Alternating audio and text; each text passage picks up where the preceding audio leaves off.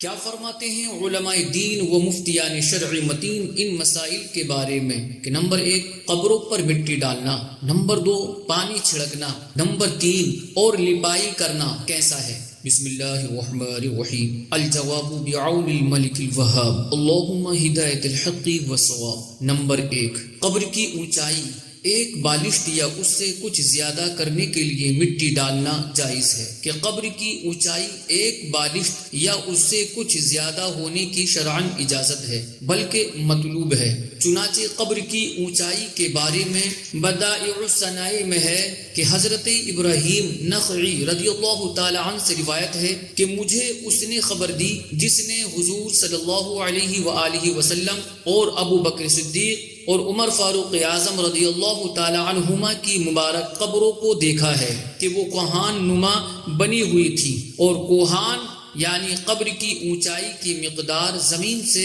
ایک بالشت ہے یا تھوڑی زیادہ ہے۔ نمبر 2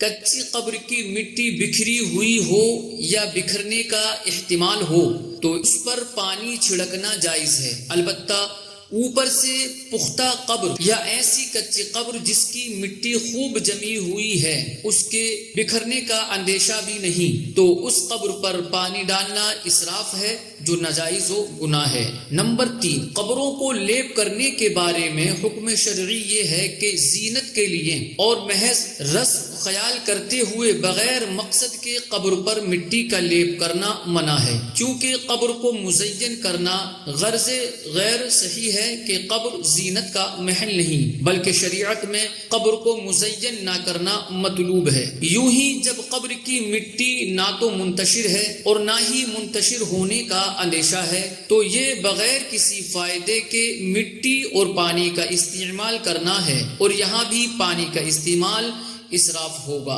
البتہ جب مٹی منتشر ہو یا منتشر ہونے کا احتمال ہو تو اس صورت میں مٹی کا لیپ کرنا جائز و درست ہے کہ یہاں پر مال خرچ کرنا کسی فائدے اور غرض صحیح کے لیے ہے، جیسا کہ فقہاء کرام نے قبر پر پانی چھڑکنے کے مسئلے میں حکم ارشاد فرمایا ہے۔ واللہ اعلم تبارک و تعالی ورسولہ اعلم صلی اللہ علیہ وسلم۔